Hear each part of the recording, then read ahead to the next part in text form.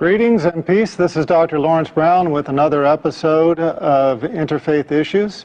I'm coming to you today with a topic that might surprise a lot of you. And that is that today I'm going to talk about how I became Muslim. Through these talks and through my other works, a number of people have approached me and asked how I became Muslim and why. And if for no other reason than simply to tell the story once, answer everybody's questions, and let people know how I made this major change in my life and in my religion, I've decided to tell the story. The story takes us back to 1990. Before 1990, I was the typical American. I basically subscribed to the philosophy that the person who died with the most toys wins. I had spent my life accumulating different things of this world, and that was the only thing that I knew. That was the only objective I knew in life. In 1990, my second daughter was born. I guess I wasn't listening the first time. When my first daughter was born, Christina, about 10 months before, she did something I had never seen any child do before, and that is that she was able to stand from the very first day of life. From the very first day, if I put her on her feet, she would stand upright by herself. Now, I'm a doctor. I'm a medical doctor. I understand that that is something that a newborn baby is not supposed to be able to do. But I didn't see it as a miracle. I saw it as something interesting, something charming about this child. But I guess I didn't get the message. I guess the message had to come to me twice, and the second time in a more dramatic way. So, 10 months later, in 1990, my second daughter, Hannah, was born. Now, Hannah was taken directly from the birthing room in the hospital to the neonatal intensive care unit. And at the time, I didn't know why. They did not tell me. I was a doctor working in the hospital. It was George Washington University Hospital, one of the most famous hospitals in the United States. That was the hospital where President Ronald Reagan went when he was shot. You cannot fault the medical care at that hospital. They had the highest medical care. So when I found out that my second daughter was blue, I was very concerned. I went and saw her in the intensive care unit. From the level of her chest down to her toes, she was a dusky, the only way I can describe it is a gunmetal blue, this deep, deep, dusky kind of blue. Now, for those of you in the medical profession, you understand what that means. A lot of people, even outside the medical profession, understand what that means, but for those of you who don't, you know how when you look at the veins in your arms, in a pale-skinned person like myself, those veins are blue. The reason why is because blood, when it is carrying oxygen, is red. When the blood does not have oxygen, it turns blue. And that was the color of my child. We took a cardiac ultrasound. It showed that she had a coarctation of the aorta. Now, the aorta is the major vessel that comes off of the heart and then sweeps down to the rest of the body, carrying all of the blood for the body from the chest down. And a coarctation is a critical narrowing in that artery. We could see where the artery was normal size. We could see where it was normal size on the other side, but right in the middle, there was this tight coarctation where the artery narrowed down to almost nothing. So that was the condition of my child. She was dying. Her body was suffocating. Now, As a doctor, I understood what this meant. I had assisted on numerous cardiothoracic surgeries. I knew that this almost certainly meant for this child that she would undergo emergency thoracic surgery. They would cut open her chest. They would replace the vessel with a graft. And these children, in general, don't do well. Given the technology of the time, about 20 years ago, my expectation was that my daughter would have the surgery, survive a few years, need to have the surgery again to replace the graft as she grew, and eventually the graft would fail and she would die. Now, that was my understanding at the time. That was the understanding of the intensivist, the doctor caring for my daughter at the time. So we were standing over this one-day-old baby, not even one-day-old baby, whose body was dying for lack of oxygen, and we were just watching her die. They called in a cardiothoracic surgeon from the Children's Hospital across town in Washington, D.C. When he came to see my daughter, I had to leave because I was emotional and I was not helping things. I was not helping them to do their job. I left the intensive care unit. I went down the hallway. Because it's an intensive care unit, there's a prayer room nearby. Now, I remember very clearly walking into that room and praying for the first time in my life with sincerity. And I remember it because I had never prayed with sincerity before. All of my life, I had been in charge. If there was anything that I needed, I knew how to go after it. If there was anything I wanted, I knew what I had to do to get it. I had never been in the position in my life where I faced a situation that I felt I couldn't handle it, where I knew that I was helpless. Now, a lot of people think that I came to Islam through Christianity. In a way, that's true, and I'll come to that. But at the time, it was not. I was never, at any time in my life, Christian. I used to be atheist. I was one of those who denied the existence of God. In fact, I tried to argue people away from believing in God. When I went into that prayer room, I remember one thing hit me right away, and that is that it was just a prayer room. There were no crosses, no crucifixes, no statues. There were no religious symbols at all. And immediately, I felt it was the right place to be. But because I was atheist, I prayed a prayer which I have since come to know is a little bit infamous. It's a kind of a weak prayer, but it has its strength. And that prayer is, "Oh God, if you are there." You have to remember, I had spent all of my life denying God, denying His existence. At that moment, I realized there was nothing I could do. There was nothing in my worldly power to help this child. And I knew that the only power, if it did exist, that could help my child was the Almighty. So the only way I could pray was to pray, "Oh God, if you are there." And I admitted, I was honest.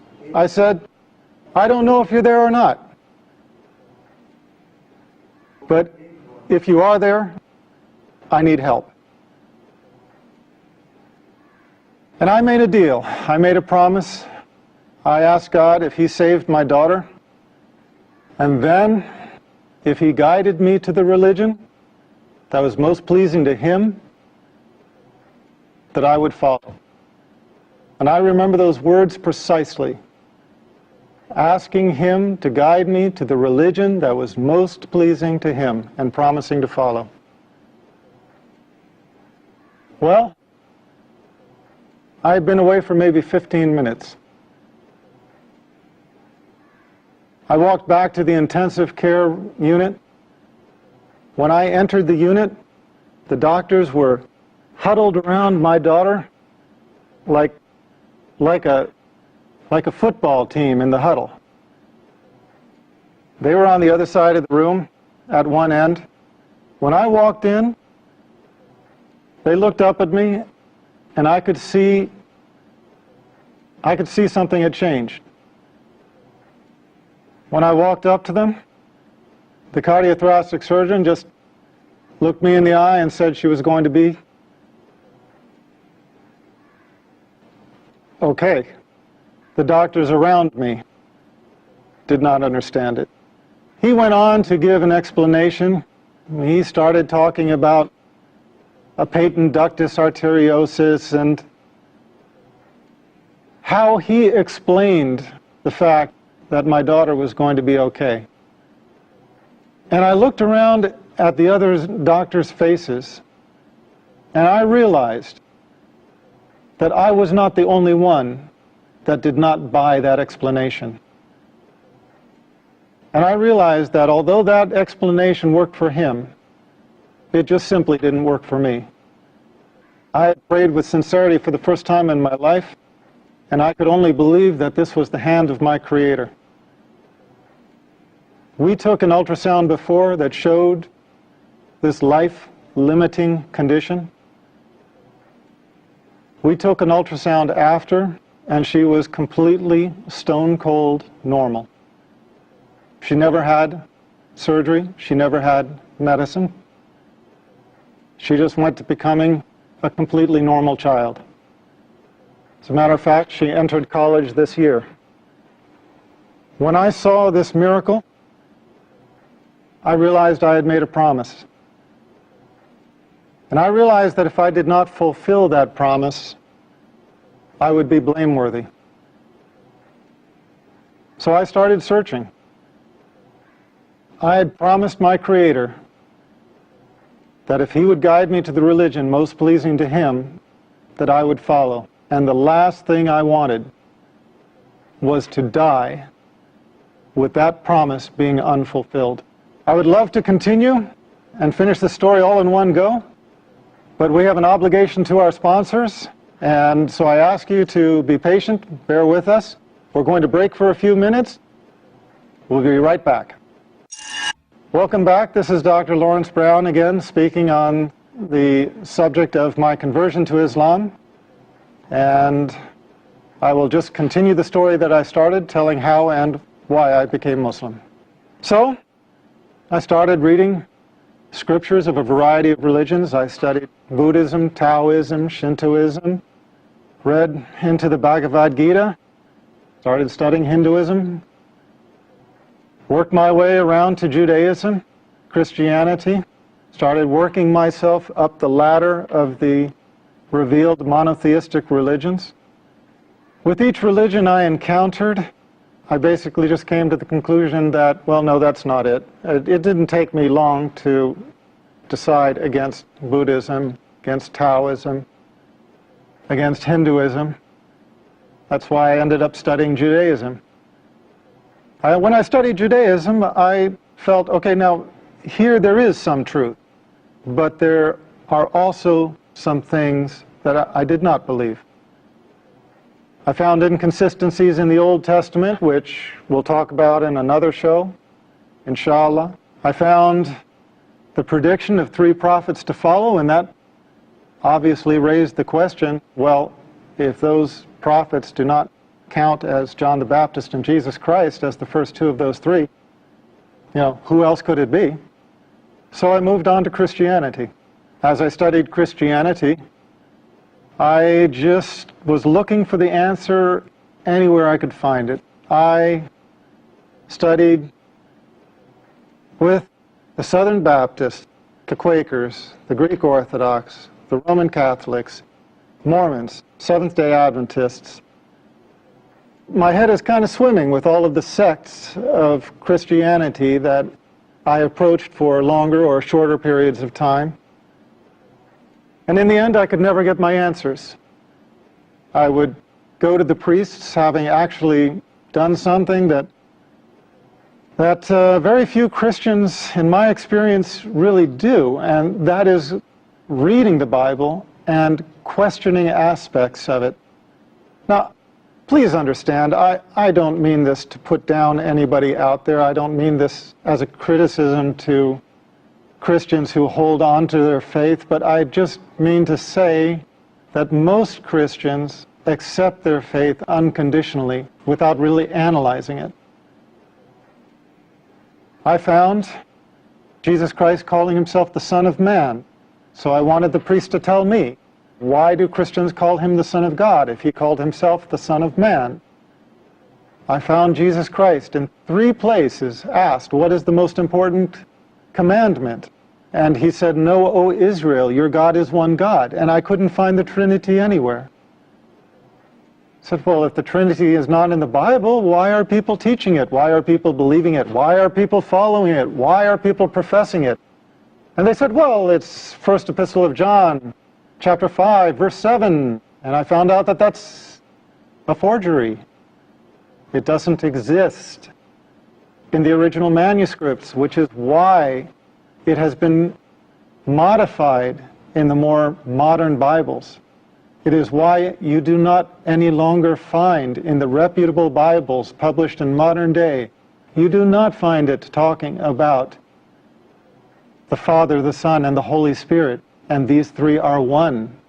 You don't find that anymore, because the scholars of modern times have recognized that that was a misleading insertion. As Scofield's Reference Bible states, it's an interpolation. It's a misleading insertion. I wanted the priests to answer these questions for me, and I never found a single one of any sect anywhere who could. I felt almost more lost than before. I believed in what Jesus Christ taught. I believed that he was a prophet. I believed in God as one God. I believed that man's relation with God is direct, without intercessor. I believed that we are accountable for our actions. I could not believe that we carried the taint of original sin, a sin that we never committed. I was at odds with Trinitarian theology, but I was in agreement with everything Jesus Christ taught. And I found these 2 to be different, and no priest could explain this to me.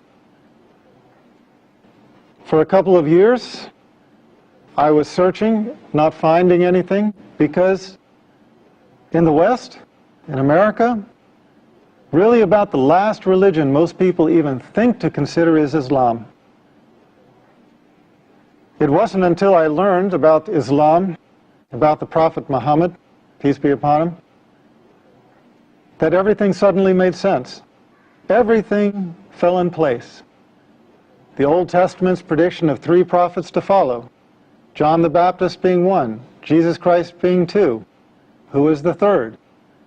The Prophet of Islam, Muhammad, peace be upon him.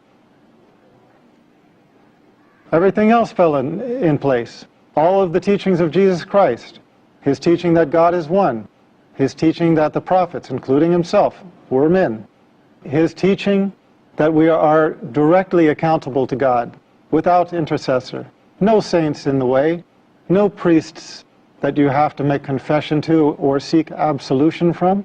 No, our account is directly to God, without intercessor. And I found the consistency in the creed throughout the chain of revelation. This was my reason for embracing Islam. I found in Islam the answer to my search in the continuity of the chain of revealed revelation. I found Islam as the conclusion in the chain of revelation.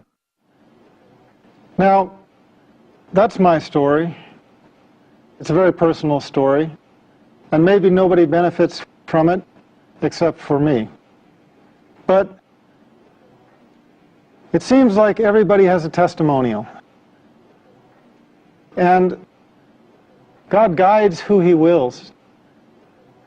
And if you are sincere, He will guide you to the straight path.